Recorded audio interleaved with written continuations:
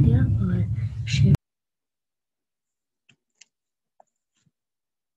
نحمده ونصلي على رسوله الكريم اما بعد فاعوذ بالله من الشيطان الرجيم بسم الله الرحمن الرحيم رب اشرح لي صدري ويسر لي امري واحلل عقدة من لساني يفقهوا قولي۔ آیت نمبر 9 تک ہو گیا تھا، آیت نمبر 10 سے ہونا ہے۔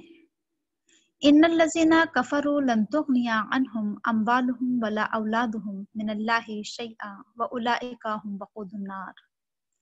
بے شک وہ لوگ جنہوں نے کفر کیا ہرگز فائدہ نہیں پہنچائے گا انہیں، یا ہرگز کام نہیں آئے گا ان کا مال اور نہ ہی ان کی اولاد اللہ کے مقابلے میں کچھ بھی، اور یہ سب جہنم کا ایندھن ہے۔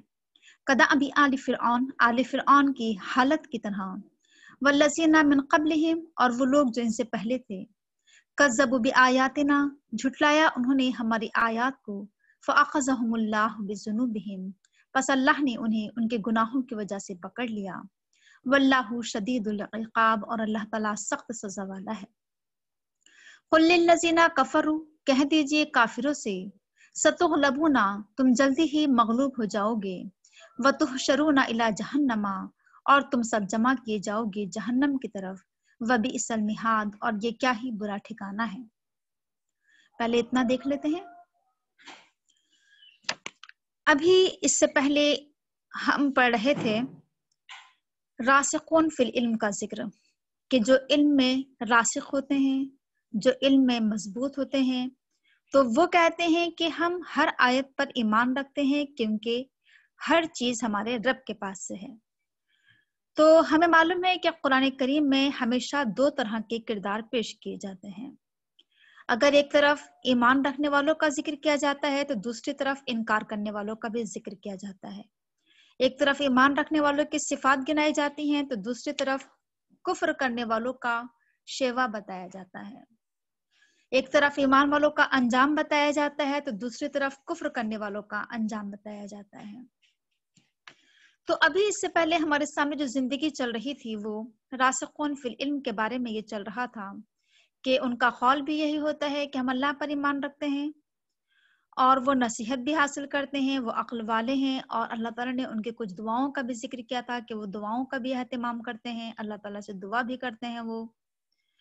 تو ایک طرف یہ زندگی ہے ایمان والوں کی، اس کے مقابلے میں دوسری طرف کیا ہے، کافروں کی زندگی کا نقشہ کھینچا جا رہا ہے کہ کافروں کی زندگی کیا ہوتی ہے، کافروں کا مطمع نظر کیا ہوتا ہے، ان کا انجام کیا ہوگا، یہ سب یہاں پر ہمارے سامنے بیان کیا جا رہا ہے ان چند آیات میں۔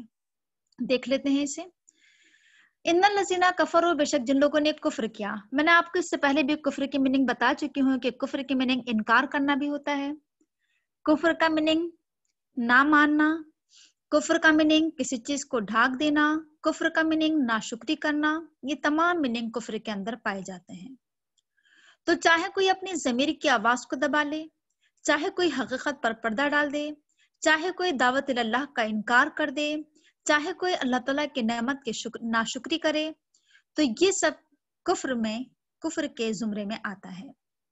تو ان تمام کافروں کا ذکر کیا جا رہا ہے کہ چاہے وہ اللہ کا انکار کرنے والے ہوں، چاہے وہ اللہ کی ذات کا انکار کریں، اللہ کی صفات کا انکار کریں، اللہ کے حقوق کا انکار کریں، چاہے وہ فرشتوں کا انکار کریں، رسولوں کا انکار کریں، کتابوں کا انکار کریں، آخرت کے دن کا انکار کریں، جن جن چیزوں پر ایمان لانا ضروری ہے ان میں سے کسی ایک کا انکار کر دیں یا تمام ہی چیزوں کا انکار کر دیں۔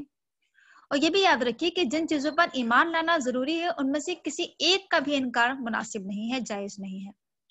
یعنی ہمارا ایمان اتنا ہی قابل قبول نہیں ہوگا کہ ہم صرف کیا ہے، اللہ پر ایمان رکھتے ہیں، ساتھ ساتھ فرشتوں پر بھی ایمان رکھنا ضروری ہے، رسولوں پر بھی ایمان رکھنا ضروری ہے، اور تمام ہی رسولوں پر ایمان رکھنا ضروری ہے، اور تمام ہی کتابوں پر ایمان رکھنا ضروری ہے، اور آخرت کے دن پر ایمان رکھنا ضروری ہے۔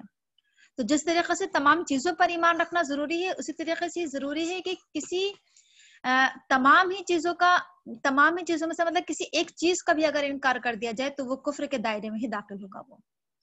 تو کہا جا رہا ہے کہ جو لوگ کفر کرتے ہیں، تو اب آپ کے سمجھ میں بات آ گئی ہوگی کہ چاہے وہ کیا ہو، قولی انکار کرتے ہوں یا عملی انکار کرتے ہوں، دونوں طرح کے انکار اس میں شامل ہیں۔ چاہے وہ کیا ہو، زبان سے انکار کرتے ہوں یا پھر کیا ہو عملی طور پر پریکٹیکلی انکار کرتے ہوں، یہ بھی اس کے اندر شامل ہے۔ تو ہر طرح کے کفر مراد ہو سکتے ہیں، اور ظاہر سی بات ہے دنیا میں ہر طرح کا کفر پایا جا رہا ہے۔ کچھ لوگ تو اللہ کی ذات کے منکر ہیں، تو کچھ اللہ کی صفات کے منکر ہیں، تو کچھ اللہ کے حقوق کے منکر ہیں، کچھ فرشتوں کے منکر ہیں، تو کچھ رسولوں میں سے کسی رسول کے منکر ہیں، تو کچھ کتابوں کے منکر ہیں، کچھ آخرت کے منکر ہیں۔ ہر طرح کے انکار کرنے والے دنیا میں ہر طرح کی کیٹیگری پائی جاتی ہے۔ تو تمام ہی طرح کے کفر کرنے والے قرآن کریم میں مراد ہوتے ہیں جب بھی کفر کا لفظ بولا جاتا ہے۔ اب آگے کہا جا رہا ہے کہ جو کفر کرنے والے ہیں ان کا انجام کیا ہوگا۔ تو یہ جو انجام بتایا جا رہا ہے کہ لن تغنی عنہم اموالہم ولا اولادہم من اللہ شیئا، کہ ہرگز کام نہیں آئے گا نہ ان کا مال نہ ان کی اولاد اللہ کے مقابلے میں کچھ بھی، ہرگز فائدہ نہیں پہنچائے گا ان کا مال ان کی اولاد اللہ کے مقابلے میں کچھ بھی۔ تو اس آیت کو ہم یہ نہ سوچا کریں کہ یہ آیت صرف آخرت سے متعلق ہے کہ آخرت میں ان کا نہ مال کام آئے گا نہ اولاد کام آئے گی، بلکہ یہ انجام دنیا میں بھی ہو سکتا ہے، اور آخرت میں تو ہونا یقینی ہے۔ آخرت میں تو بدلہ ملنا یقینی ہے، لیکن کچھ اللہ تعالیٰ کیا کر دیتا ہے، بدلہ کچھ لوگوں کو دنیا میں بھی دے دیتا ہے۔ تو بہرحال جو بھی مراد ہو، چاہے کیا ہو، یہاں پر دنیا کا نقصان مراد ہو یا آخرت کا نقصان مراد ہو، دونوں ہی ہم کیا لیں گے، مراد لیں گے۔ تو کہا جا رہا ہے کہ لن تغنی عنہم اموالہم ولا اولادہم من اللہ شیئا، کہ کافروں کو نہ ان کا مال ان کو فائدہ پہنچائے گا اور نہ ان کی اولاد انہیں فائدہ پہنچائے گی اللہ کے مقابلے میں کچھ۔ تو یاد رکھیے کہ مال اور اولاد ایک ایسی چیز ہے کہ جس پر انسان کو بڑا فخر ہوتا ہے۔ یہ انسان کے لیے فخر کا بھی ذریعہ ہوتی ہے، انسان کے لیے خوشی کا بھی ذریعہ ہوتی ہے۔ یہ چیز انسان کے اندر کبر، غرور اور گھمنڈ بھی پیدا کر دیتی ہے۔ مال اور کثرت یہ انسان کو کیا بنا دیتی ہے، سرکش بھی بنا دیتی ہے، نافرمان بھی بنا دیتی ہے، بہت سے گناہوں کا موجب بھی بن جاتی ہے یہ مال اور اولاد۔ مال اور اولاد کو یاد رکھیے کہ قرآن کریم میں کہیں پر تو کیا کہا گیا ہے، فتنہ کہا گیا ہے، کہیں دشمن کہا گیا ہے، تو کہیں اس سے خیر بھی کہا گیا ہے۔ یہ بات ہمارے ہمیشہ ذہن نشین رہنا چاہیے کہ کائنات کی جتنی بھی چیزیں ہیں ان سب کے اندر خیر کا پہلو بھی ہوتا ہے اور شر کا پہلو بھی ہوتا ہے، ہر چیز کے اندر۔ اور پھر یہ کیا ہوتا ہے کہ انسان کے اپنے اوپر ڈیپینڈ کرتا ہے کہ آیا وہ اسے خیر کے راستے میں اسے استعمال کر رہا ہے یا شر کے راستے میں، آیا وہ اس میں سے خیر کے پہلو نکال رہا ہے یا شر کے پہلو نکال رہا ہے۔ یہ انسان کے اوپر ڈیپینڈ کرتا ہے یہ، لیکن اللہ تعالیٰ نے ہر چیز کے اندر خیر بھی رکھا ہے اور شر بھی رکھی ہے۔ تو اب جسے یہاں پر مال اور اولاد کا ذکر کیا جا رہا ہے، اب ہم نے قرآن کریم میں بہت سی جگہ پر پڑھا ہے کہ مال کو بھی خیر کہا گیا قرآن کریم میں، اور مال کو فتنہ بھی کہا گیا ہے، اولاد کو صدقہ جاریہ بھی کہا جاتا ہے، اور اولاد کو قرآن کریم میں فتنہ اور دشمن بھی کہا گیا ہے۔ تو یہ تمام چیزیں ہمیں اپنے سامنے رکھنا ہے۔ اب یہ ہے کہ کس کے حق میں یہ چیز خیر ثابت ہوتی ہے اور کس کے حق میں یہ چیز شر ثابت ہوتی ہے۔ اب یہاں پر آپ دیکھیے کھلم کھلا کہا جا رہا ہے، صاف طور پر کہا جا رہا ہے کہ بے شک جو لوگ انکار کرتے ہیں ان کے کام نہیں آئیں گے نہ ان کا مال اور ان کی اولاد۔ یعنی اصل میں انسان یہ سمجھتا ہے کہ جیسے وہ سورہ ہمزہ میں ہم نے پڑھا ہے نا کہ ویل لکل ہمزۃ لمزہ الذی جمع مالا معددا یحسب ان مالہ اخلدا، انسان جو مال کو جمع کر کر کے رکھتا ہے تو وہ سمجھتا یہ ہے کہ یہ مال اسے ہمیشہ کی زندگی عطا کر دے گا، اسے دوام عطا کر دے گا، اسے ہمیشگی عطا کر دے گا۔ یہ انسان کی سوچ ہے۔ تو یہ انسان یہ سوچتا ہے کہ میرے پاس مال ہے، جیسے آج کا آپ دیکھتے بھی ہوں گے بہت سے لوگوں کے جو ڈائلاگ ہوتے ہیں وہ کیا ہوتے ہیں کہ مال ہے تو سب کچھ ہے، اور سب کیا ہے، لوگ کیا کہتے ہیں کہ سب پیسے کا کھیل ہے، اور پیسہ پھینک اور تماشا دیکھ، اس طرح کے بہت سے ہمارے یہاں محاورے بھی بولے جاتے ہیں، بہت سے اس طرح کے ڈائلاگ بھی بولے جاتے ہیں۔ تو ہماری ایک سوچ یہ بن گئی ہے ہم میں سے اکثر کے کہ مال ہی سب کچھ ہے، جس کے پاس مال ہے وہ کامیاب انسان ہے، یہ ایک سوچ بنی ہوئی ہے ہماری۔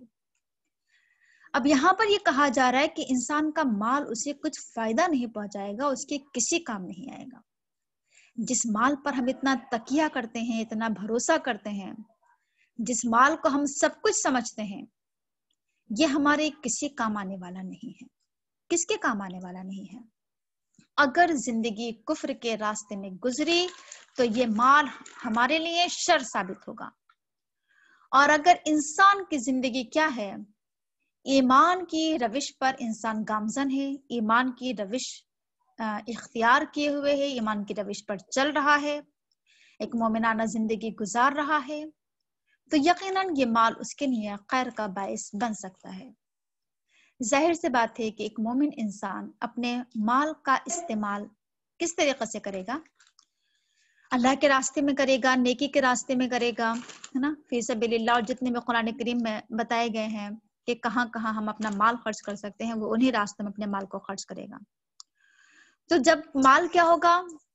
اللہ کی رضا کے لیے خرچ ہوگا، اللہ کے خوشنودی کے راستے میں خرچ ہوگا، تو یہ مال اس کے لیے خیر ثابت ہوگا، اس سے فائدہ پہنچ جائے گا. تو اس میں اصل میں ہمارے سامنے جو بات آ رہی ہے نا، وہ یہ آ رہی ہے کہ جتنا اللہ تعالیٰ کا شکر ادا کیا جائے وہ کم ہے کہ اللہ تعالیٰ نے ہم سب کو ایمان کی دولت سے نوازا ہے. اور پھر ایمان یہ کیا کر دیتا ہے کہ انسان کے اندر خیر اور شر کی تمیز پیدا کر دیتا ہے. ایمان انسان کے اندر پہچان پیدا کر دیتا ہے کہ خیر کیا ہے اور شر کیا ہے، خیر کے راستے کیا ہیں اور شر کے راستے کیا ہیں. پھر انسان کو سمجھ آ جاتی ہے. جس ابھی اس سے پہلے ہم پڑھ رہے تھے نا، وَمَا يَذَّكَّرُ إِلَّا أُولُو الْأَلْبَابِ، کہ عقل والے ہی نصیحت حاصل کرتے ہیں. تو نصیحت انسان کو یا حکمت انسان کو قرآن کریم سے حاصل ہو جاتی ہے، وہ خیر اور شر میں تمیز کرنے میں لگتا ہے. تو یہ ایمان کا فائدہ ہے. تو میں یہ کہہ رہی تھی کہ جتنا اللہ تعالیٰ کا شکر ادا کیا جائے وہ کم ہے کہ اللہ تعالیٰ نے ہم اس میں کیا ہے کہ ظاہر سی بات ہے پھر انسان اپنا مال کا کیا کرے گا؟ صحیح استعمال کرے گا. تو یہ ضرورت اس بات کی ہے کہ مال کا صحیح استعمال کیا جائے تو یہ مال خیر ثابت ہوتا ہے، اور مال کا جب غلط استعمال کیا جائے تو یہ مال انسان کے لیے شر ثابت ہوتا ہے.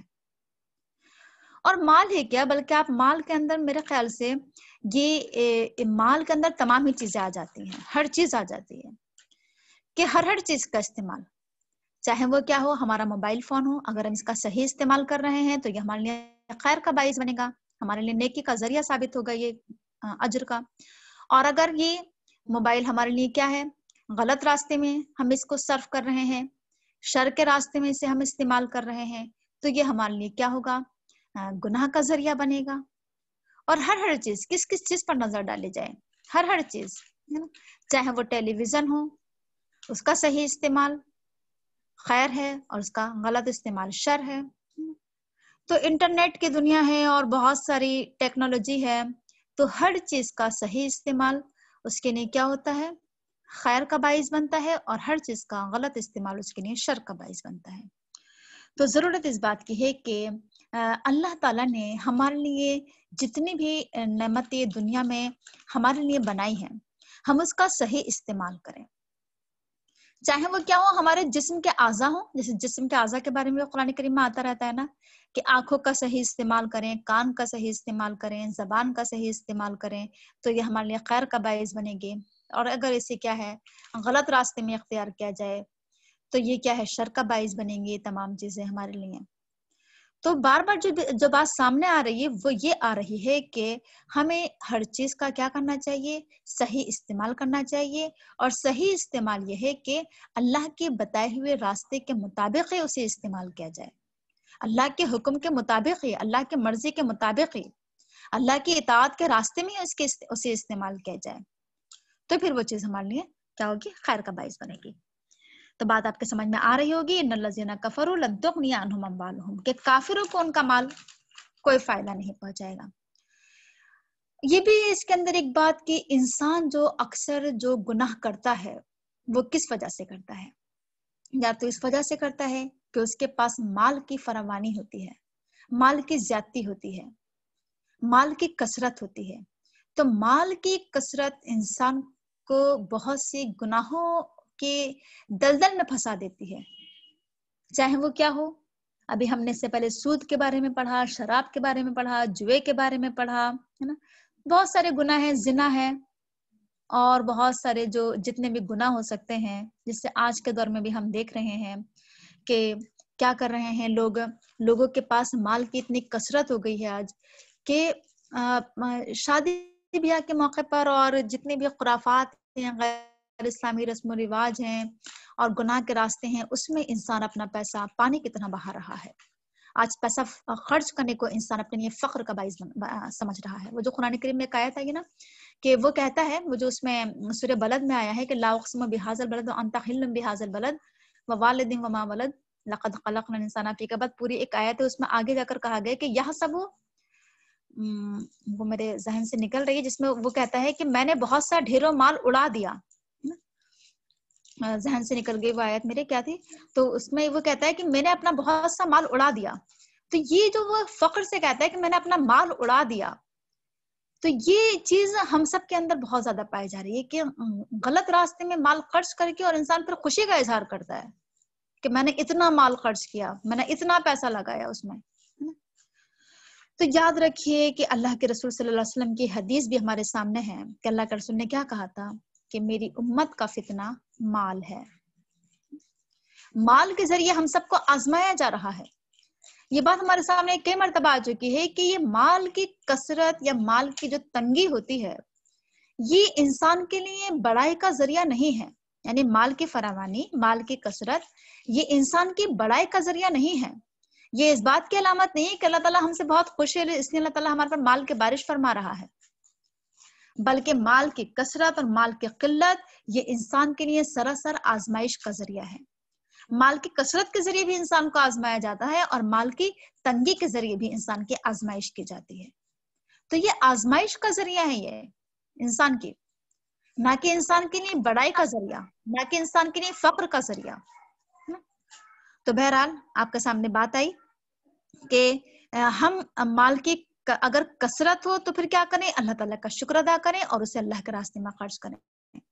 مال کی اگر کمی ہے، تنگی ہے، تو کیا کریں؟ صبر کریں، اور اس تنگی میں بھی ہم کیا کریں؟ جہاں تک ہو سکے اسے اللہ کے راستے میں خرچ کرنے کی کوشش کریں. ينفقون في السراء والضراء، خوشی میں بھی، اچھے حالات میں بھی، اور غم کے حالات، تکلیف کے حالات میں بھی کیا کرنا ہے؟ خرچ کرنا ہے. تو یہ چیز ہم کو اپنے سامنے ہمیشہ رکھنا ہے. تو یہاں کہا جا رہا ہے کہ کافروں کو ان کا مال کوئی فائدہ نہیں پہنچائے گا، کسی کام نہیں آئے گا.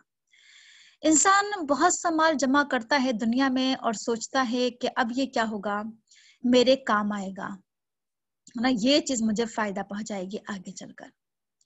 اور پھر کیا ہوتا ہے؟ کچھ نہیں پتا ہوتا ہے کہ آیا یہ مال اس کا اپنا رہے گا بھی یا نہیں رہے گا، آیا اس مال پر کوئی قبضہ کر لے گا، یہ مال اس سے چھین جائے گا، یہ مال برباد ہو جائے گا، تباہ ہو جائے گا. کچھ نہیں پتا ہوتا ہے کہ آگے کے حالات کیا ہونے والے ہیں اس کے ساتھ، کون سا اس کے ساتھ حادثہ پیش آنے والا ہے، کون سا واقعہ رونما ہونے والا ہے، کون سا ایسا نقصان ہونے والا ہے، یا اس کے اپنے ہی اس کے ساتھ کچھ دغا کرنے والے ہیں، فریب کرنے والے ہیں، اس کے ہاتھوں سے یہ مال چھن جانے. اور اس طرح کی خبریں، اس طرح کی نیوز ہم آئے دن پڑھتے رہتے ہیں، کبھی اخبارات میں پڑھتے ہیں اور کبھی نیوز میں دیکھتے ہیں، اور اس طریقے کے ہم بہت سے آرٹیکل پڑھتے رہتے ہیں جس میں معلوم ہوتا ہے کہ بہت ایسے لوگ جنہوں نے بہت عیش و عشرت کی زندگی گزاری، بہت مال جمع کیا، اور آخر میں پھر ان کی زندگی کیسی قسمہ پرسی کی زندگی گزر رہی ہے اور کیسی مجبوری کی زندگی گزر رہی ہے، کس قدر پریشانی اور تکلیف میں زندگی گزار رہے ہیں، ان کے بچوں نے ان کے ساتھ دھوکہ کیا، فراڈ کیا، فریب کیا، اس طرح کے واقعات ہمارے سامنے آتے رہتے ہیں. تو یہ دنیا میں بھی معلوم ہو جاتا ہے کہ یہ مال انسان کے کام آنے والا نہیں ہے، جس کے لیے ہم نے اتنے گناہ کیے، جس کے لیے ہم نے چوری بھی کی، ڈکیتی بھی کی، جس کے لیے ہم نے کیا کی؟ لوگوں کی حق تلفی بھی کی، لوگوں کا حق مارا، جس کے لیے ہم نے سود بھی لیا، جس کے لیے ہم نے کیا کیا؟ کون سا؟ جس کے لیے ہم نے جھوٹ بھی بولا، بے ایمانی بھی کی، رشوت بازاری بھی کی، ہے نا؟ کیا کچھ نہیں کیا ہم نے اس کے لیے مال حاصل کرنے کے لیے، سب کچھ کیا. لیکن یہ مال نہ تو ہماری کیا ہو رہا ہے؟ دنیا میں فائدہ پہنچا رہا ہے. آپ مثال کے طور پر یہ چیز دیکھ لیجئے کہ بہت مالدار لوگ جب آخر میں آ کر کیا ہو جاتے ہیں؟ بیمار پڑ جاتے ہیں، تو پھر ان کے اوپر ہزاروں، لاکھوں، کروڑوں روپیہ خرچ کر دیا جاتا ہے. لیکن جی کیا ہوا؟ آواز کٹ رہی ہے میری کیا؟ تو آخر میں کیا ہوتا ہے کہ اچھا تو آخر میں کیا ہوتا ہے کہ بہت انسان کیا کرتا ہے کہ عیش و عشرت کی اس نے زندگی گزاری، پتہ نہیں میں کیا کہہ رہی تھی، ذہن سے میری بات نکل گئی. تو یہ ہاں بہت بہت مالدار لوگ ایسے ہیں جو بہت ان کے پاس پیسہ ہوتا ہے، لیکن آخر میں نہ تو وہ اپنی صحت اس سے خرید پاتے ہیں، نہ چین و سکون خرید پاتے ہیں، نہ نیند خرید پاتے ہیں اس سے، اور نہ ہی اپنے لیے چند سانسیں خرید پاتے ہیں، ہے نا، کچھ بھی تو نہیں خرید پاتے ہیں اس مال سے، دنیا میں ان کے کام نہیں آتا ہے ان کا مال، ہے نا. اور آخر میں تو آ کر کیا ہو جاتا ہے کہ انسان نہ تو کچھ کھا پی پاتا ہے، ہزاروں طرح کے اس کے پرہیز ہو جاتے ہیں، نہ اور بہت ساری جو فیسلٹیز اس کے گھر میں موجود ہیں نہ وہ ان سے فائدہ اٹھا پاتا ہے. تو یہ ہے کہ اس کا اللہ تعالیٰ دنیا میں ہی دکھا دیتا ہے کہ اس کا مال اس کے کام نہیں آ رہا ہے. تو ہم سب کو اصل میں یہ آیت جو ہے وہ بہت ہی زیادہ کہنا چاہیے کہ سبق آ رہی ہے کہ ہمیں سبق لینے کی ضرورت ہے کہ ہم کبھی بھی اپنے مال پر نہ تو تکیہ کریں اور نہ ہی مال کو ہی سب کچھ سمجھیں اور مال پر ڈیپینڈ نہ رہیں، اور اس سے ہم اپنے لیے بڑائی کا ذریعہ نہ بنائیں، اپنے لیے فخر کا سمبل نہ بنائیں، ہے نا. ان سب سے بچنے کی ضرورت ہے اور اس کا صحیح استعمال کریں. اس کے بعد ولا اولادہم میں، اور ولا اولادہم میں بھی وہی تمام چیزیں آ رہی ہیں جو اموال کے اندر بات آئی ہے کہ بہت سارے گناہ کیا ہوتا ہے، جس طریقے سے انسان مال کی وجہ سے بہت سی گناہ کرتا ہے، اسی طریقے سے بہت سارے گناہ جو آج کیے جا رہے ہیں وہ اولاد کی وجہ سے کیے جاتے ہیں. اکثر انسان سے معلوم کیا جائے کہ آپ یہ ایسا کیوں کر رہے ہیں تو کیا کہتے ہیں کہ بچوں کے خوشی کے خاطر ہم ایسا کر رہے ہیں، ہمارے بچوں کی اس میں خوشی ہے، چاہے وہ برتھ ڈے ہو، چاہے وہ کیا ہو، شادی کے مسائل ہو، شادی کی بہت ساری رسمیں ہوں، جہیز ہو، کہ بچوں کی خوشی کے لیے کر رہے ہیں، اور چاہے کیا ہو وہ گھر کی بہت ساری فیسلٹیز ہوں، تو یہ سب کس کے لیے، بچوں کے لیے کر رہے ہیں. بچوں کی محبت اپنے اوپر اتنی غالب کر لینا، اتنی حاوی کر لینا، اتنا مسلط کر لینا کہ پھر خیر اور شر میں تمیز ہی پیدا نہ کر پائے ہم، ہے نا، خیر اور شر کی تمیز ہی کرنا چھوڑ دیں. تو یہ محبت کیا ہے، یہ قابل قبول نہیں ہے. ایسی محبت بچوں سے کرنا کہ جو ہمیں کیا کر دے، گناہ پر مجبور کر دے، گناہ کرنے پر، گناہ کی طرف آمادہ کر دے، گناہ پر کی طرف مائل کر دے ہمیں، جو محبت بچوں کی، ہے نا. تو یہ کیا ہے، یہ محبت قابل قبول نہیں ہے. تو وہی محبت قابل قبول ہے کہ بچوں سے ہم محبت کریں، لیکن کس میں رہتے ہوئے، اسلام کے دائرے میں رہتے ہوئے، شریعت کے دائرے میں رہتے ہوئے، حد میں رہتے ہوئے. جو حدیں ہمارے لیے بنا دی گئی ہیں ان حدوں کو کراس نہیں کرنا ہے، ان حدوں کو پھلانگنا نہیں ہے محبت میں، محبت کریں لیکن دائرے میں رہتے ہوئے. تو بہرحال بات میں یہ بتا رہی تھی کہ انسان اولاد کے لیے بہت سے گناہ کرتا ہے، لیکن پھر ہوتا کیا ہے کہ یہ اولاد اس کے کسی کام نہیں آئے گی. اور اس چیز کا، یہ چیز جو ہے نہ صرف کہ آخرت میں سامنے آنا ہے، بلکہ دنیا میں ہمارے سامنے ہر ایک کے سامنے یہ چیز آتی رہتی ہے. ہر کوئی اپنی آنکھوں سے آج خود دیکھ رہا ہے کہ کیا ہوتے ہیں کہ انسان نے بچے کو تعلیم دلائی، پڑھایا لکھایا، اس کی شادی کری، اس کی جاب کا انتظام، بہت کچھ اس کے لیے بزنس اور انتظام کیا، اسے باہر بھیجا، اور آخر میں جب کیا ہو جاتے ہیں کہ ماں باپ اس قابل نہیں رہ پاتے ہیں کہ وہ کچھ کام کر سکیں، کچھ محنت کر سکیں، اور وہ اس قابل ہوتے ہیں کہ ان کی خدمت کی جائے، تو اس موقع پر پھر اولاد کہاں پر ہوتی ہے، اپنی زندگی میں مگن ہوتی ہے نا، وہ اپنے بال بچوں میں مصروف ہوتی ہے، یا تو وہ کیا ہوتے ہیں، بیرون ملک ہوتے ہیں اور ماں باپ سے دور ہوتے ہیں، ماں باپ کی خدمت نہیں کر پاتے ہیں، یا پھر کسی الگ جگہ پر ہوتے ہیں.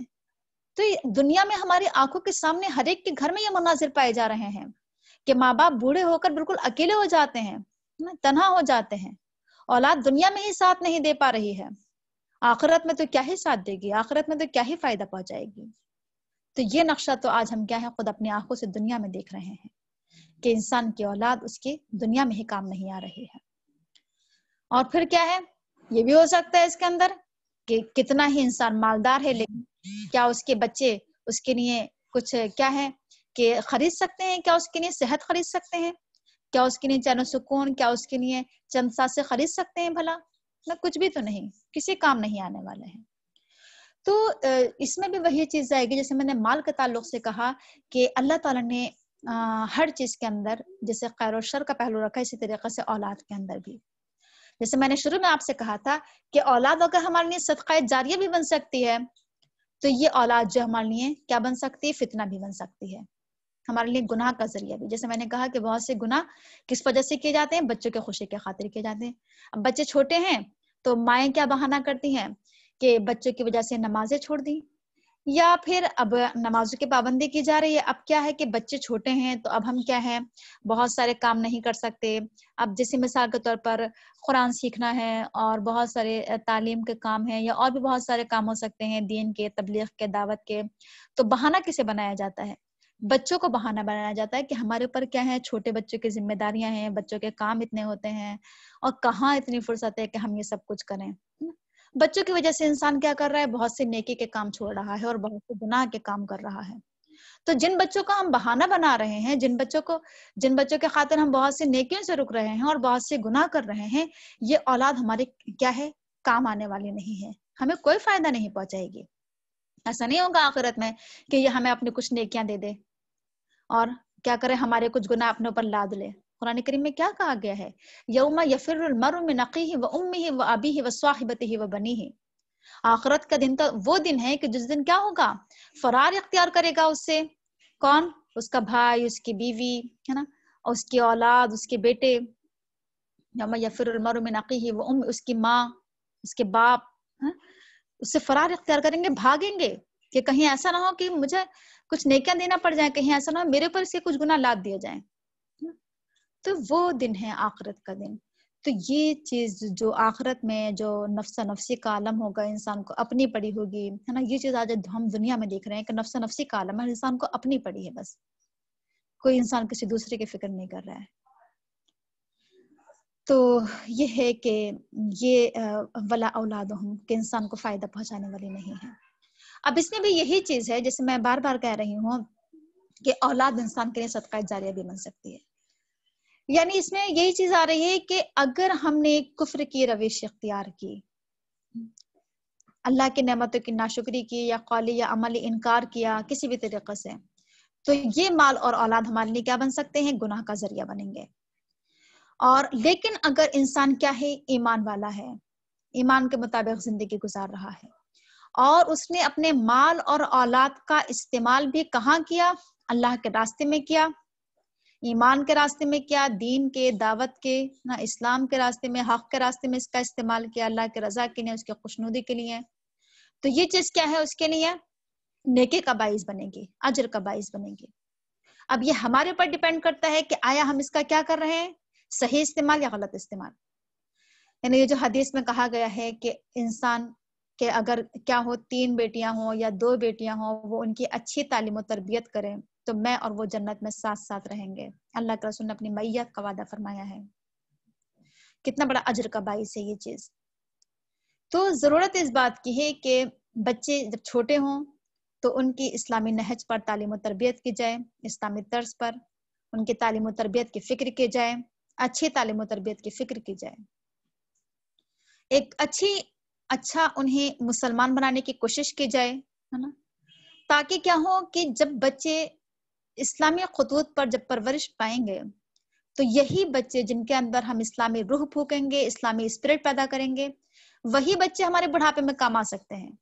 جن بچوں کو ہم نے بچپن سے لے کر بڑے ہونے تک صرف دنیا ہی دنیا سکھائی ہو، ان کے اوپر پھر کیا رہے گی، دنیا ہی مسلط رہے گی، دنیا حاوی رہے گی، اور پھر وہ آخر میں آ کر پوچھیں گے بھی نہیں اپنے ماں باپ کو، ہے نا.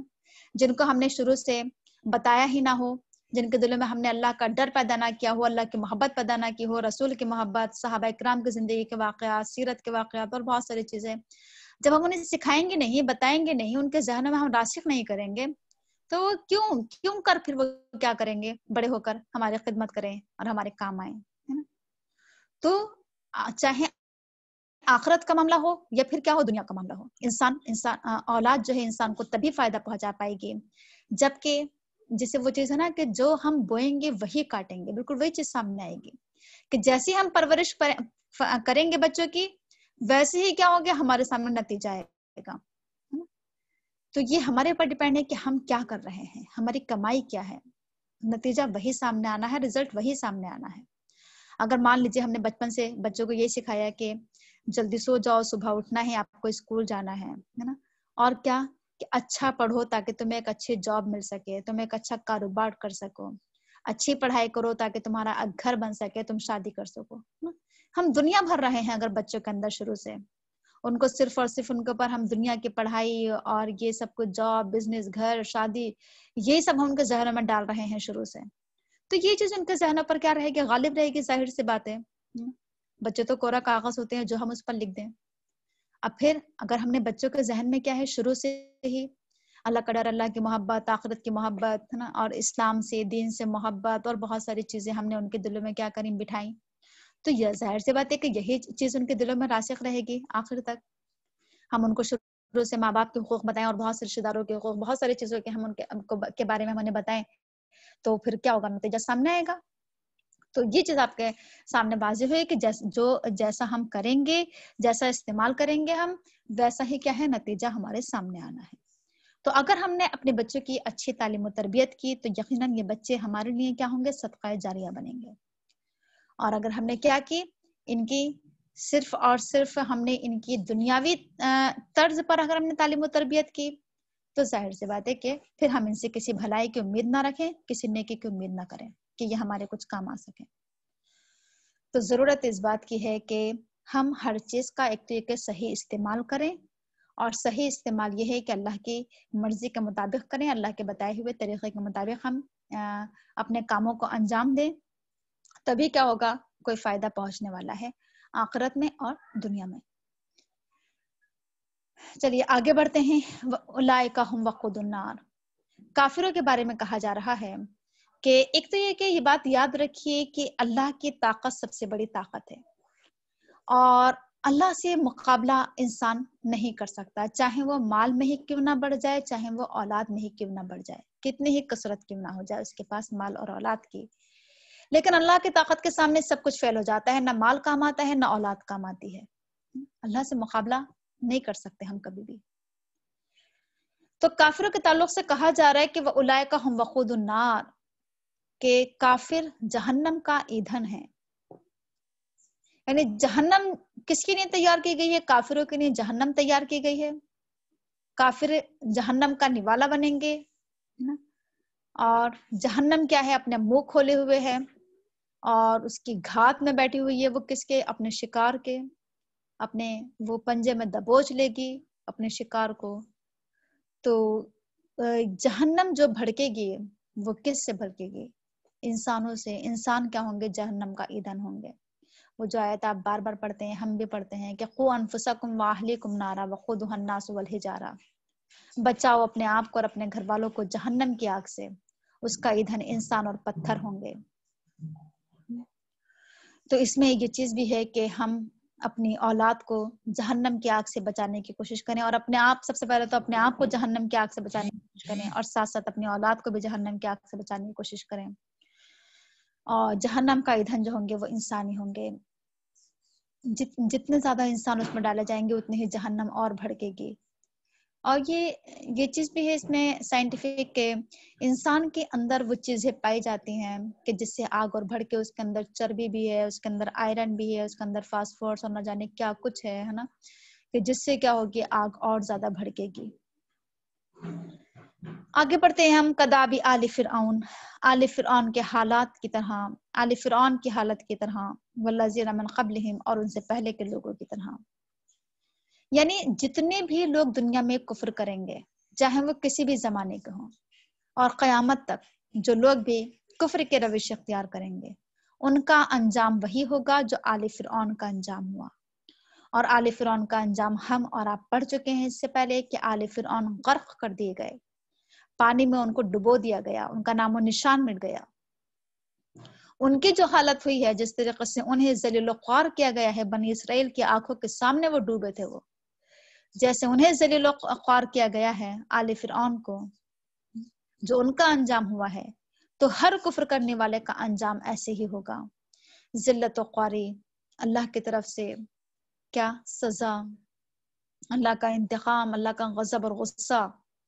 والذین من قبلہم اور جو ان سے پہلے یعنی ان سے آل فرعون سے پہلے جو بہت سے قومیں گزری ہیں قوم عاد ہیں قوم سمود ہیں قوم نوح ہے اور بہت سارے قومیں جو گزری ہیں اصحاب مدین ہیں اصحاب الایکہ ہے. تو یہ ان قوموں کے انجام بھی ہم پڑھ چکے ہیں اس سے پہلے اور آگے بھی چل کر پڑھیں گے بہت سی قوموں کے انجام. تو یہ انجام ہونا ہے کس کا؟ کافروں کا. تو ان کا یہ انجام کیوں ہونا ہے؟ اس کی وجہ کیا ہے؟ کیونکہ کذبوا بآیاتنا، انہوں نے ہماری آیات کو جھٹلایا ہے۔ اصل میں آپ اس بات کو سمجھیے کہ ہم کسی کو کوئی تحفہ دیں اور وہ کیا کرے، اس تحفے کی ناقدری کرے، اس تحفے کی قدر نہ کرے، اور وہ اس تحفے کو کیا کر دے، پھینک دے، ضائع کر دے، برباد کر دے، تو کیا ہوگا کہ انتہائی ہمیں دلی تکلیف پہنچے گی کہ اس نے یہ کیا۔ ہم کسی کے لیے کوئی بہت اچھی ڈش بنا کے لے کر جائیں اور وہ کیا کر دے، اسے ریجیکٹ کر دے، تو کس قدر دلی تکلیف پہنچے گی۔ اللہ تعالیٰ نے ہماری، کہہ دیجئے کہ اللہ تعالیٰ اپنے بندوں سے بہت محبت کرتا ہے۔ اللہ تعالیٰ چاہتا ہے کہ اس کے بندے جہنم کے راستے سے ہٹ کر جنت کے راستے پر آ جائیں۔ اس کے لیے اللہ تعالیٰ نے کتنے انتظامات کیے، انبیاء کو بھیجا، رسولوں کو بھیجا، آسمان سے کتابیں نازل کی، ہدایت کے انتظام کیے، چاروں طرف اس نے ہدایت کے انتظام کھول دیے ہیں، ہدایت کے راستے ہر طرف سے۔ اب اس کے باوجود بھی کیا کرے کہ انسان اللہ کی اس نعمت کے ناقدری کرے، ناشکری کرے، اس نعمت کو ریجیکٹ کر دے، دھتکار دے، مسترد کر دے، تو یہ یقیناً اللہ کے غضب کو بھڑکانے والی چیز ہے، اللہ کے غصے کو بھڑکانے والی چیز ہے۔ تو ان کا جو انجام ہونا ہے، اللہ تعالیٰ اس قدر برے عذاب سے جو دوچار کرے گا، وہ اس وجہ سے کرے گا کیونکہ کذب بآیاتنا، انہوں نے ہماری آیات کو جھٹلایا، ہماری نشانیوں کو جھٹلایا۔ اس میں ہر طرح کی نشانیاں مراد ہو سکتی ہیں، آیات قرآنی بھی ہو سکتی ہیں، آیات انفس بھی ہو سکتی ہیں، آیات کونی بھی ہو سکتی ہیں، بہت سارے معجزات بھی ہو سکتے ہیں۔ تو ان تمام چیزوں کو انہوں نے کیا کیا؟ جھٹلایا۔ فَأَخَذَهُمُ اللَّهُ بِذُنُوبِهِمْ، تو اللہ نے انہیں ان کے گناہوں کی وجہ سے پکڑ لیا، ان کا مواخذہ کیا، ان کی پکڑ کی، انہیں کو اپنی گرفت میں لے لیا، یعنی اللہ کے عذاب کا کوڑا ان کے اوپر برس پڑا۔ کس پر؟ جنہوں نے اللہ کی آیات کو جھٹلایا، وہ اللہ کے عذاب سے دوچار ہوئے۔ واللہ شدید العقاب، اور اللہ سخت سزا والا ہے۔ اللہ کی پکڑ بہت سخت ہے، یہ بات ہمارے سامنے بار بار آتی ہے کہ اللہ تعالیٰ کا عذاب، اللہ تعالیٰ کی پکڑ بہت سخت ہے، سخت سزا دینے والا ہے۔ قابل عبرت ہوتی ہیں اللہ تعالیٰ کی سزائیں، کہ اگر ایسی جگہوں سے گزرنا ہو جائے انسان کا نا، تو انسان کے رونگٹے کھڑے ہو جائیں۔ انہیں واقعات کو قرآن کریم میں پڑھ کر ہی انسان کے رونگٹے کھڑے ہو جاتے ہیں، ہے نا، انسان کا دل کانپنے لگتا ہے کہ جب اس طرح کے اللہ تعالیٰ کے عذاب کے بارے میں پڑھتے ہیں، ہم اللہ کی سزاؤں کے بارے میں پڑھتے ہیں، تو ڈر پیدا ہوتا ہے۔ اور اگر اپنی آنکھوں سے دیکھ لیں تو کیا کیفیت پیدا ہوگی؟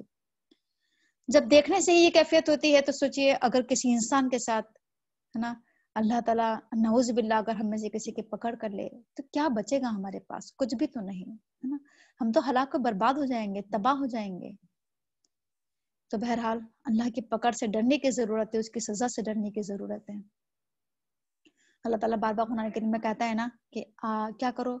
ڈرو، آخرت سے ڈرو، آگ سے ڈرو۔ آگے ہے قُلْ لِلَّذِينَ كَفَرُوا سَتُغْلَبُونَ وَتُحْشَرُونَ إِلَى جَهَنَّمَ وَبِئْسَ الْمِہَادُ، کہہ دیجئے کافروں سے کہ تم مغلوب کر دیے جاؤ گے اور تم سب کو جہنم کی طرف جمع کیا جائے گا، اور وہ بدترین ٹھکانہ ہے۔ اللہ کے رسول سے کہلوایا جا رہا ہے کہ قل، آپ کہہ دیجئے۔ اس سے کیا پتا چلا؟ اس سے یہ پتا چلا کہ اللہ کے رسول صلی اللہ علیہ وسلم کی ذمہ داری تھی کہنا، بتانا، لوگوں تک پہنچانا۔ اللہ کا حکم تھا، قل فعل امر ہے، آپ کہیے، آپ بتائیے، آپ لوگوں کے سامنے جا کر کیا کیجیے؟ اعلان کیجیے۔ تو یہ اللہ کے رسول کی ذمہ داری کیا ہے؟ قرآن کی روشنی میں معلوم کہ لوگوں سے کہنا ضروری ہے۔ اور قرآن کریم کے حکم میں کیا ہوتا ہے؟ قرآن کا ہر قاری قرآن کا مخاطب ہوتا ہے، تو تمام قرآن کے قاریوں سے کہا جا رہا ہے کہ آپ کہیے، جا کر کافروں کو بتائیے، کہ کافر یہ سمجھتے ہیں کہ ہم کیا ہیں؟ بہت بڑے ہیں، انہیں اپنی بڑائی کا زوم ہے، اپنے آپ انہیں کبر اور غرور اور تکبر ہے، اپنے آپ کو بڑا سمجھتے ہیں۔ وہ کہہ دو ذرا جا کر ان سے کہ تمہیں اپنے مال پر، اپنی اولاد پر بڑا کیا ہے؟ غرور ہے، تو ستغلبون، اس کے باوجود بھی تم مغلوب ہو جاؤ گے۔ یعنی کتنی ہی تم دنیا حاصل کر لو، کتنی ہی دنیا اکٹھی کر لو، کتنے ہی تمہارے پاس کیا ہو، چاروں طرف تمہارے پیسوں کے ڈھیر ہوں، ہے نا، اس کے باوجود بھی ستغلبون، تم مغلوب کر دیے جاؤ گے، تم مغلوب ہو جاؤ گے۔ یہ وہی بات آ رہی ہے جس سے پہلے آئی تھی کہ اللہ سے کوئی مقابلہ نہیں کر سکتا، اور اللہ کی طاقت کے سامنے تمام لوگ کیا ہیں؟ فیل ہیں، ناکام ہیں۔ اللہ تعالیٰ غالب ہے، اغلب ہے، اور کائنات کی اللہ کے مقابلے میں ہر چیز کیا ہے؟ مغلوب ہے۔ تو بہرحال اس بات سے اصل میں ہمیں ڈرنا نہیں چاہیے۔ اس میں ایک چیز یہ بھی ہے کہ آج ہمارے دل میں ایک جو چیز بیٹھ گئی ہے نا، وہ کیا بیٹھ گئی ہے؟ آج ہم سمجھتے یہ ہیں کہ ہم مسلمان ہیں، ہم تو دبے کچلے لوگ ہیں، ہم تو کمزور لوگ ہیں، ہم تو مائنورٹی میں ہیں، ہمارے پاس تو کوئی طاقت نہیں، ہم تعداد میں کم ہیں، ہمارے پاس ٹیکنالوجی نہیں، ہمارے پاس علم نہیں ہے، نہ جانے کس کس چیز کا ہم رونا روتے رہتے ہیں، اور ان چیزوں کا بہانہ بناتے ہیں کہ ہم تو کیا ہیں؟ کچھ کر ہی نہیں سکتے، اور خصوصی طور پر عورتیں تو اور بھی زیادہ کہ ہم تو صنف نازک ہیں، ہم تو کچھ کر ہی نہیں سکتے۔ یہ چیز ہمارے ذہن میں بیٹھ گئی ہے، اور ہم قرآن کریم کی اس آیت کو بھول گئے ہیں کہ وَأَنْتُمُ الْأَعْلَوْنَ إِن كُنتُم مُؤْمِنِينَ، کہ تم ہی غالب رہو گے اگر تم مومن ہو۔ یعنی غلبہ جو ملنا ہے وہ کسے ملنا ہے؟ ایمان والوں کو۔ تو اپنے ایمان کو ہم کیا کریں؟ انکریز کریں، اپنے ایمان کو بڑھائیں، اپنے ایمان کی فکر کریں، اپنے ایمان کی تجدید کریں، اپنے ایمان کو زندہ کریں، تاکہ کیا ہو جائے؟ غلبہ ہمارے ہاتھوں میں آ جائے۔ ہمیں اپنے آپ کو احساس کمتری سے نکالنا ہوگا، ہمیں قرآن کریم کے ذریعے اپنے آپ کو تقویت پہنچانا ہوگی، قوت پہنچانا ہوگی، اپنے ارادوں کو مضبوط کرنا ہوگا، اپنے حوصلوں کو بلند کرنا ہوگا، اپنے اندر سے کمزوری کے احساس کو نکالنا ہوگا۔ تو ستغلبون، کافر، اصل میں ہمارے دلوں میں کافروں کا جو ایک ڈر بیٹھ گیا ہے، ایک رعب بیٹھ گیا ہے دشمنوں کا، کہ یہ تو کیا ہے؟ بہت زیادہ ہیں تعداد میں، یہ تو کچھ بھی کر سکتے ہیں، یا ہمیں مار دیں گے، یا ہمیں جیلوں میں ڈال دیں گے، یہ وہ کر دیں گے، ہے نا۔ اس طرح کی بہت ساری چیزیں ہمارے ذہن میں بیٹھ گئی ہیں۔ ان تمام چیزوں کو ہمیں اپنے ذہن سے نکالنا ہوگا، اور کیا چیز پیدا کرنا ہوگی کہ لا تحزن ان اللہ معنا، کہ گھبراؤ نہیں، اللہ ہمارے ساتھ ہے۔ ہمیں تو بہت زیادہ کہنا چاہیے کہ بہت ہمت اور طاقت کا احساس اپنے اندر رکھنا ہوگا، کہ کیونکہ ہمارے ساتھ تو اللہ کی طاقت ہے، مومنین کے ساتھ تو اللہ کی طاقت ہوتی ہے۔ اس طرح کے ہم بہت سارے واقعات پڑھ چکے ہیں، ابھی آپ کے سامنے آگے آ بھی رہا ہے، اسی آیت کے فوراً بعد اس کی مثال پیش کی جا رہی ہے جنگ بدر کی، کہ جنگ بدر میں کیا تھی؟ مسلمانوں کی تعداد کم تھی، ہتھیار بھی نہیں تھے، ہے نا، جنگی اوزار، ہتھیار، جنگی زرہیں اور بہت ساری چیزیں، گھوڑے اور اونٹ کی کمی تھی، تعداد بھی کم تھی، لیکن اس کے باوجود ایمان والے غالب آئے تھے، کفار مغلوب ہو گئے تھے۔ بہت اچھی مثال آئے گی ہمارے سامنے انشاءاللہ ڈیٹیل کے ساتھ۔ یہ تو مسلمانوں کے ہاتھوں میں کیا ہوئی؟ فتح آئی، کامرانی آئی۔ وجہ کیا تھی؟ وجہ ایک تو یہ کہ ان کا ایمان، دوسری یہ کہ اللہ کی مدد، اللہ کی نصرت، اللہ کی طاقت، اللہ کی قوت، یہ تمام چیزیں ان کے ساتھ۔ تو بہرحال ہمیں کبھی بھی کیا ہے؟ گھبرانے کی ضرورت نہیں ہے، پریشان ہونے کی ضرورت نہیں ہے۔ اللہ کے رسول کو اس قول کو ہمیشہ یاد رکھا کریں کہ ان اللہ معنا، ہمارے ساتھ تو اللہ ہے۔ علامہ اقبال نے بھی یہی بات کہی ہے کہ فضائے بدر پیدا کر، فرشتے تیری نصرت کو اتر سکتے ہیں گردوں سے قطار اندر قطار اب بھی۔ اصل میں ہمارے اندر سے فضائے بدر جو ہے وہ ختم ہو گئی ہے، وہ جذبہ ختم ہو گیا ہے نا، وہ ہمت، وہ طاقت جو 313 مسلمانوں نے یہ نہ سوچا کہ ہم تعداد میں کم ہیں، انہوں نے یہ نہیں سوچا کہ ہمارے پاس ہتھیار نہیں، اوزار نہیں، اور گھوڑے نہیں، اور اونٹ نہیں، یہ نہیں سوچا، وہ ایمان کی طاقت کی بنا پر نکلے تھے، وہ اللہ پر بھروسہ کرتے ہوئے نکلے تھے، وہ یہ چیز ہمارے اندر سے ختم ہو گئی ہے۔ تو آج بھی ہمیں اپنے دلوں سے کفار کا رعب، کفار کا ڈر ختم کرنا ہوگا، اور ہمیں کفار کے اوپر ایمان والوں کا رعب اور دبدبا پیدا کرنا ہوگا، اپنی وہی شان، وہی صفت دکھانا ہوگی ہمیں جو کیا تھی؟ ایمان والوں کا خاصہ رہا کرتی تھی، جس سے آج ہم محروم ہوتے جا رہے ہیں۔ تو ستغلبون، یاد رکھیے کہ کفار ہی کو مغلوب ہونا ہے، اور جتنی بھی جنگیں ہم پڑھیں گے سیرت میں، ہم نے پڑھی ہیں اور آپ نے پڑھی ہیں، کہ ہر جنگ میں فتح و کامرانی مسلمانوں کے ہی ہاتھوں میں آئی ہے، شکست کیا ہے؟ کافروں کا ہی مقدر بنی ہے ہمیشہ۔ تو یہ چیز ہم آپ کو اپنے ذہن میں کیا کرنا ہے؟ ہم سب کو اپنے ذہن میں راسخ کرنا ہے۔ کہ کافروں سے کہہ دو کہ تم مغلوب ہو جاؤ گے اپنی تمام مال کی کثرت کے باوجود، اولاد کی کثرت کے باوجود، اور پیسے کی کثرت کے باوجود، ہر چیز کی کثرت کتنے ہی کیوں نہ ہو تمہارے پاس، لیکن تمہیں مغلوب ہونا ہے، کیونکہ تمہارے ساتھ اللہ کی طاقت نہیں، تمہارے ساتھ ایمان کی طاقت نہیں۔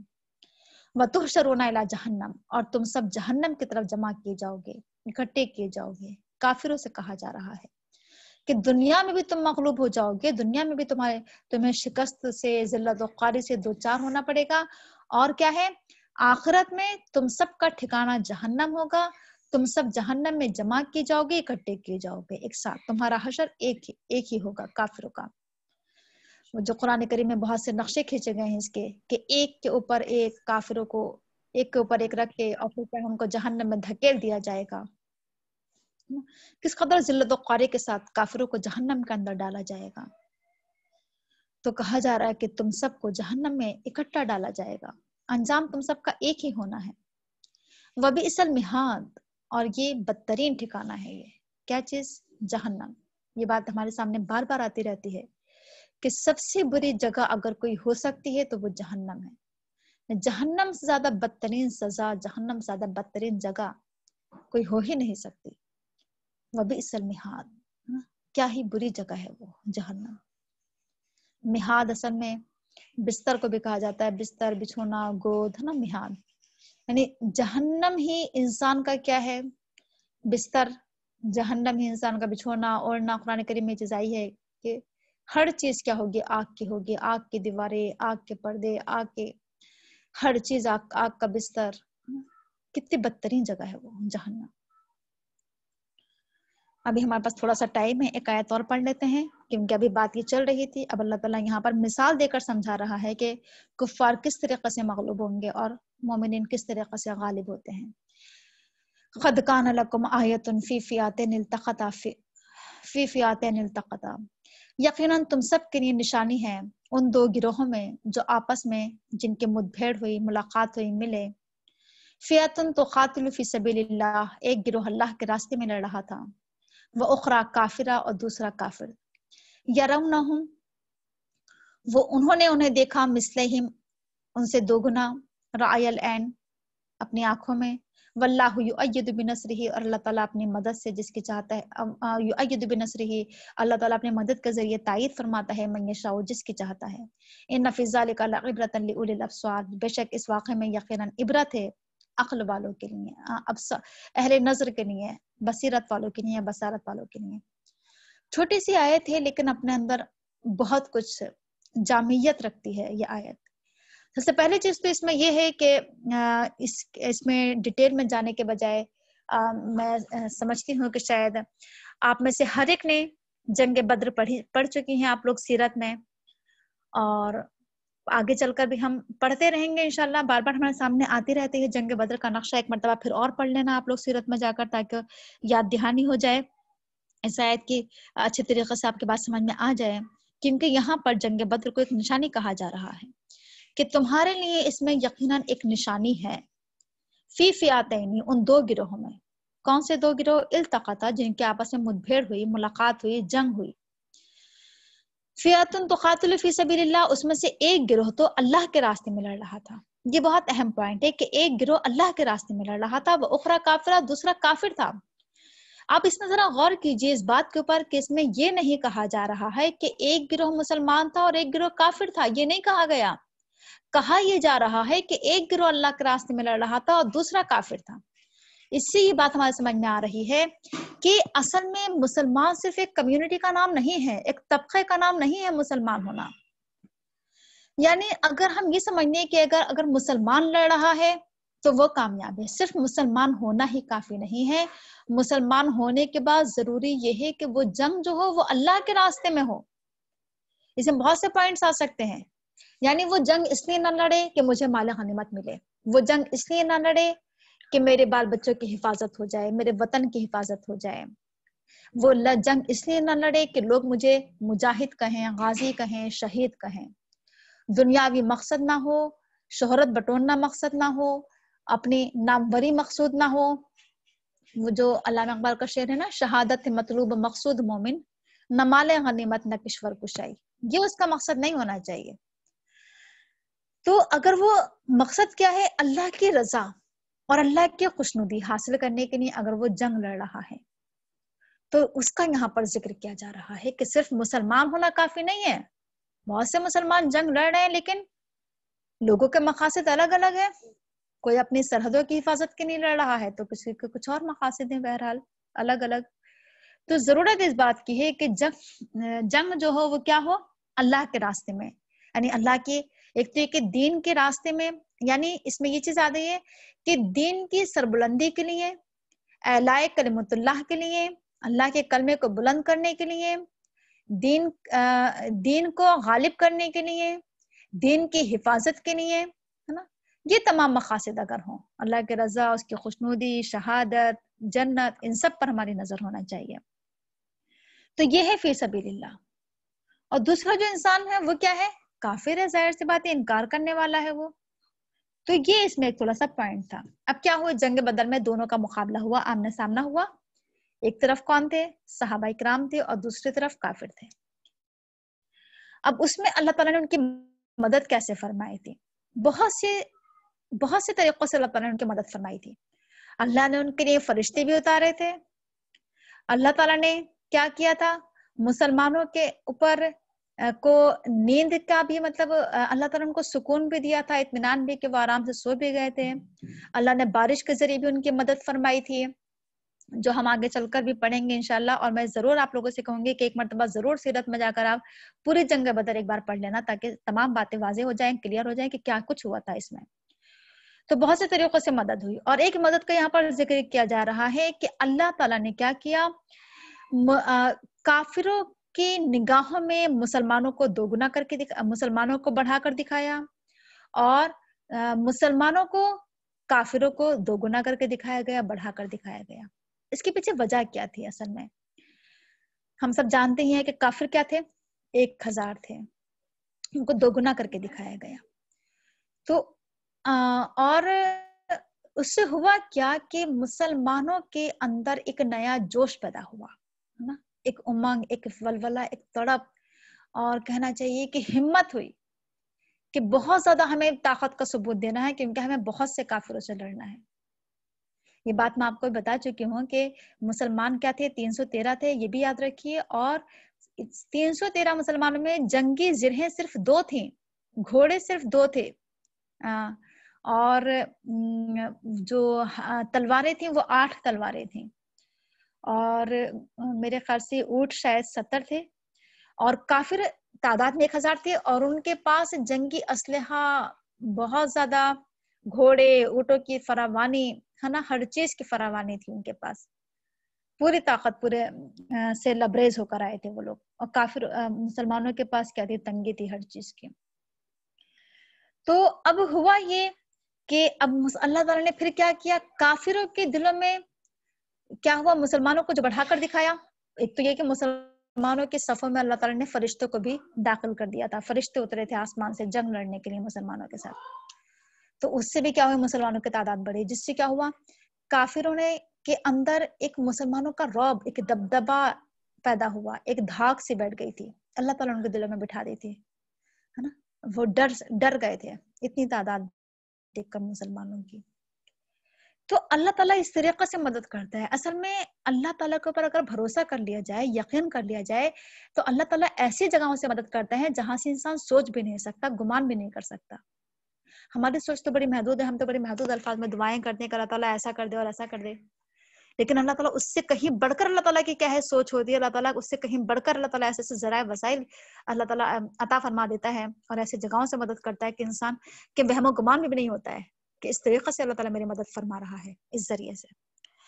یہ آیت جو ہے وہ ہمارے اندر اللہ کے اوپر یقین، اعتماد اور ایمان کو بھی بڑھانے والی آیت ہے، کہ ہم اپنے اندر جب بھی ہم اپنے ہم اصل میں حوصلوں کو جلا بخشیں اور اپنے عزائم کو بلند کریں، اور یہ سوچتے ہوئے کہ ہمارے ساتھ کیا ہے؟ اللہ کی طاقت ہے. تو پھر کیا ہوتا ہے کہ واللہ یؤید بنصرہ من یشاء، اللہ تعالیٰ اپنی مدد کے ذریعے تائید فرماتا ہے، تقویت پہنچاتا ہے، اپنی مدد کے ذریعے انسان کو قوت بہم پہنچاتا ہے. میں نے آپ کو شعر جو سنایا تھا نا علامہ اقبال کا کہ فضائے بدر پیدا کر فرشتے تیری نصرت کو، اتر سکتے ہیں گردوں سے قطار اندر قطار بھی. آج بھی فرشتے اتر سکتے ہیں مدد کے، لیکن ہمارے اندر سے فضائے بدر ختم ہو گئی ہے. اسی فضائے بدر کو پیدا کرنے کی ضرورت ہے. اللہ تعالیٰ کہہ رہے ہیں کہ ان فی ذلک لعبرۃ لاولی الابصار، اس واقعے میں یقیناً بہت عبرت کے سامان ہے. اگر اس واقعے کے اوپر غور و فکر کیا جائے تو انسان کی عقل حیرت میں پڑ جاتی ہے، انسان سوچنے پر مجبور ہو جاتا ہے نا. کہ اگر ہم دنیا کے حساب سے دیکھیں تو ہمیں لگتا ہے کہ یہ تو ایک ناممکن سی چیز ہے یہ کہ 313 مسلمان 1000 کفار کے اوپر کیسے غالب آ سکتے ہیں. عقل ماننے کو تیار نہیں ہوتی اگر انسان صرف کیا کرے، بغیر اللہ کے اوپر یقین اعتماد کے اس چیز کو سوچے تو شاید میرے خیال سے انسان کو لگے کہ یہ تو ناممکن چیز ہے نا. لیکن اگر اللہ پر ایمان، یقین، اعتماد، توکل، یہ تمام چیزیں ہمارے اندر ہوں تو لگتا ہے کہ ہاں واقعی یہ تو بہت بڑی نشانی ہے، اللہ تعالیٰ کے رحمت کی نشانی ہے، اللہ تعالیٰ کی محبت کی نشانی ہے، اس کے قوت کی نشانی ہے یہ. تو جتنا انسان اس واقعے کے اوپر غور و فکر کرتا چلا جائے گا جنگ بدر کے اوپر، اتنے ہی اس کے سامنے سبق آئیں گے، اتنے ہی عبرت کی باتیں، اتنے اس کے اندر درس اور نصیحت کی باتیں آئیں گی. لیکن اس واقعے کو پڑھ کر سبق کون لوگ اٹھاتے ہیں؟ ہم تو کیا کرتے ہیں، سیرت جب پڑھتے ہیں، جنگ بدر پڑھتے ہیں تو ہم سوچتے ہیں ایک جنگ ہے، ایک جنگ کے سے انداز میں ہم اس کو پڑھ کے آگے بڑھ جاتے ہیں. ہم اس کے اندر سبق نہیں ڈھونڈتے ہیں، عبرت تلاش نہیں کرتے ہیں. تو عبرت اگر ہمیں تلاش کرنا ہے تو کیا ہوگا، لأولی الابصار، ہمیں بصیرت اپنے اندر پیدا کرنے کی ضرورت ہے. ہم اہل نظر بنے، غور و فکر کرنے والے بنے، ہر چیز کے اوپر غور و فکر کریں.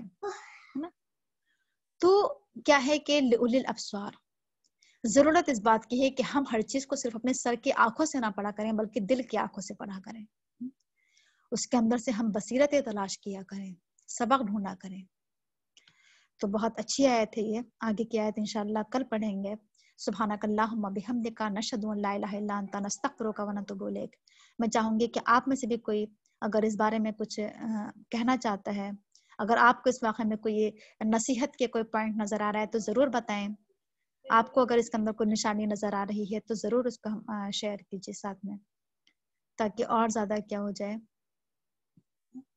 بات اچھی طریقے سے کلیئر ہو جائے. جس کے ذہن میں جو بھی نشانی آ رہی ہے کہ جنگ بدر سے ہم نے کیا سیکھا، کیا عظیم بات ہمارے سامنے آ رہی ہے، ان چیزوں پر غور و فکر کیا کیجیے، ہے نا، ساتھ ساتھ، اور اس سے بیان بھی کیا کیجیے. ہر ایک کے اندر ذہنی صلاحیت الگ الگ ہوتی ہے، ہر کوئی الگ طریقے سے کیا ہوتا ہے، سوچتا ہے. تو ضرور رکھا کیجیے ان تمام باتوں کو سامنے. ہمیں اصل میں نا ذہن کو کھول کر بیٹھنے کی ضرورت ہے. اور یہ بھی آپ ایک چیز یہ بھی ہے کہ جب ہم مطالعہ کرنے بیٹھا کریں، قرآن کریم کا پڑھنے بیٹھا کریں، تو ہم یہ دیکھ کر بیٹھا کریں کہ آج ہمارے سامنے کون سی آیات آنا ہے. اور مان لیجیے جس سے آج جنگ بدر کا واقعہ آنا تھا تو ہم اپنے آپ کو پورے طریقے سے تیار کر کے بیٹھتے ہیں کہ آج جنگ بدر کا واقعہ پڑھنا ہے. ایک مرتبہ اللہ سیرت پر نظر ڈال لیتے ہیں کہ جنگ بدر کا واقعہ ہوا کیا تھا، تاکہ ہمارے سامنے یہ آیت اچھی طریقے سے واضح ہو جائے. تو پوری تیاری کے ساتھ ہمیں بیٹھنے کی ضرورت ہے. جی نغمہ جی، اس آیت پہ ہم غور کریں تو یہ آپ نے بتایا کہ اللہ نے مثال دی. تو جیسے اس سے پہلے ہم نے پڑھا کہ مال اور اولاد کوئی کام نہیں آئے گا جس نے کفر کیا. تو آج کے اس پہ اگر ہم اس آیت پہ غور کریں تو جیسے ہم لوگ سوچتے ہیں مال اور اولاد بہت زیادہ ہوئے، تو اللہ ایک مثال دی اس میں کہ اتنا کچھ بھی نہیں تھا. 313 صرف ایک مسلمان تھے معمولی سے، اور 1000 لوگ کافر. تب بھی اللہ تعالیٰ نے اس وقت، وہ لوگ سوچ سکتے تھے کہ ہمارے پاس تو کچھ بھی نہیں، اتنی زیادہ کچھ پاور بھی نہیں ہے، کچھ بھی نہیں ہے، پھر بھی انہوں نے اس چیز کو اللہ پہ بھروسہ کر کے، اللہ کی طاقت پہ بھروسہ رکھ کے جنگ کے لیے تیار ہوئے. تو یہ چیز ہمارے لیے، ہم غور کریں اس میں، تو آج جیسے جس طرح کے ماحول ہے، جو بھی چاہے ہمارے گھریلو ماحول ہو، کچھ پرسنل ہو، یا پھر کوئی بھی دنیا میں جتنی بھی چیزیں چل رہی ہیں اس پہ ہم وہ کریں، تو ہمیں اپنے اوپر نہیں دیکھنا ہے. ہم لوگ کیا کرتے ہیں، ہم پہلے اپنے اوپر غور کرتے ہیں کہ ہم سے نہیں ہو پائے گا، یا پھر ہمارے پاس اتنی چیزیں نہیں، یا پھر ہمارے پاس اتنی فیسلٹیز نہیں ہے. ہم اس چیز پہ غور نہیں کرتے، ہم اس چیز پہ زیادہ غور کرتے ہیں. اگر ہم یہ سوچ لیں اپنے اندر کہ یہ اللہ کرنے والا ہے، اور جو کچھ ہوا ہے، جیسے اگر غلط بھی ہو رہا ہے، جو آج جیسے ہم دیکھیں کہ کافر لوگ فتح ملی ہے، کافر زیادہ ہے تعداد، یہ سب اللہ کے حکم سے ہی ہے. تو اگر ہم اپنا ایمان مضبوط کر لیں گے اس چیز پہ کہ اگر اللہ انہیں دے سکتا ہے، اللہ تعالیٰ نے انہیں وہ دی ہے، تو ہمیں اللہ دے گا. ہم اس चीज पे अपने ऊपर वो रखना होगा, तभी अल्लाह ताला, क्योंकि आज हमारे ईमान में इतनी कमजोरी हो गई, इतनी ज्यादा हमारा ईमान वो हो चुका है कि अल्लाह ताला ने उन्हें फतेह दे दी। तो ये आया भी है कि जब मुसलमान ईमान वाले उसमें गैर इस्लामी धर्म ये सबको अपनाते तो अल्लाह ताला एक जालिम बादशाह को मुसल्लत कर देता है। तो हमें अब इससे ये सबक लेना है कि जब अल्लाह वहां मदद करता है तो आज भी, क्योंकि कयामत तक हर निशानी आई है, हर आयत कयामत तक के लिए आई है, तो आज भी ये चीज आज भी जैसा आपने बताया कि फरिश्ते उसमें मदद कर सकता है। और हम देखते भी हैं बहुत बहुत जगह ऐसा होता है, जब कोई टेररिस्ट अटैक या कुछ भी होता है तो काफी मुसलमान तो बच जाते हैं, तो सिर्फ अल्लाह की मदद से ही हो पाता है। और वो अल्लाह की मदद भी तभी आती है जब इंसान को इस बात पे यकीन होता है कि मदद सिर्फ अल्लाह के ही जरिए आती है। तो आज हम कुछ भी करते हैं तो हम एकदम से अपने ऊपर शान और शौकत से कहते हैं कि अरे ये हमारी अक्लमंदी थी इसलिए हमने ऐसा कर लिया, या हमारे पास ऐसा पैसा था इसलिए हमें ये मिल गया। ये चीज नहीं होनी चाहिए। हमें कुछ भी हासिल हो सिर्फ ये कहें कि अल्लाह के उससे हुआ है, और अगर नहीं होता तब भी ये कहें कि अल्लाह के हुक्म से है। जी जी ठीक है, इतना रहने दीजिए। सिमरन खान आप बताइए। जी इससे ये भी है कि जंग ही नहीं, सिर्फ हर मौके पर मतलब अपने माइंड को इसमें रखना है कि अल्लाह की मदद होगी तभी। जैसे कोई बीमारी होती है या कोई भी प्रॉब्लम आती है तो हम सोचते हैं कि ये डॉक्टर है ये हमारी मदद कर देगा, मतलब हमारा पहले ये यकीन नहीं होता कि हम अल्लाह ताला से दुआ करें कि अल्लाह हमें ये परेशानी आ गई है। आज हमारा दिमाग क्या है कि ये डॉक्टर है, ये इंसान है, या इसकी सोच है, ये हमारी मदद कर सकता है। तो इससे हमें ये भी सीखना है कि हर सिचुएशन में कुछ भी हो, चाहे बीमारी हो, परेशानी हो, पैसों की तंगी, हर चीज में अल्लाह पर यकीन पहले रखना है। अल्लाह चाहेंगे तभी इंसान जी पाता है। चाहे वो ऐसा नहीं है कि गरीब के पास पैसा नहीं है तो वो नहीं जी पाएगा, वो सोचेगा अरे मैं तो इस डॉक्टर को दिखा नहीं पा रहा हूँ तो मेरी जिंदगी तो इतनी है। ऐसा नहीं है, चाहे पैसा किसके पास कम हो या ज्यादा, जितनी जिंदगी अल्लाह ताला देगा वही होगा। जी जी ठीक है, इम्मा आप बताएं। जी जंगे बदर में जो जी थोड़ा थोड़ा बताइए, सभी को मौका मिलना है, थोड़ा थोड़ा बताएं। जी जंगे बदर में जो एक चीज़ बहुत ज़्यादा मतलब हमें मुतासिर करती है वो ये है कि आप सल्लल्लाहु अलैहि वसल्लम की हिकमत अमली, मतलब कम जमात के साथ, थोड़े से लोगों के साथ जिस तरह से आपने प्लानिंग की और जिस तरह से आपने उसको एग्जीक्यूट किया, तो वो चीज़ जो है ना, उस चीज़ से हमें बहुत ज़्यादा सबक लेने की जरूरत है। ये कि अपनी कोशिशों के साथ साथ अपनी तमाम मतलब ताकत लगा दी, अपनी सारी कोशिशें लगा दी, उसके बाद फिर जिस तरह से आपने रो रो के अल्लाह के हुजूर दुआएं की, तो वो चीज़ बहुत ज़्यादा मतलब मुतासिर करती है। तो उससे हमें ये इस टाइम पर ये सबक लेने की ज़रूरत है कि जैसे आजकल हम जो भी कोशिशें कर रहे हैं, सबसे पहले तो अपनी जितनी भी हमारी मतलब कुव्वत है, ताकत है, कोशिशें कर सकते हैं हम करें। फिर ये कि अल्लाह ताला से दुआएं करना हम ना भूलें। कोई भी मरहला हो तो हम अपनी कोशिशों पर यकीन ना रखें, बल्कि हम अल्लाह की ताकत पर ही यकीन रखें और उसके दुआओं के जरिए हम मतलब उसकी मदद हासिल करें।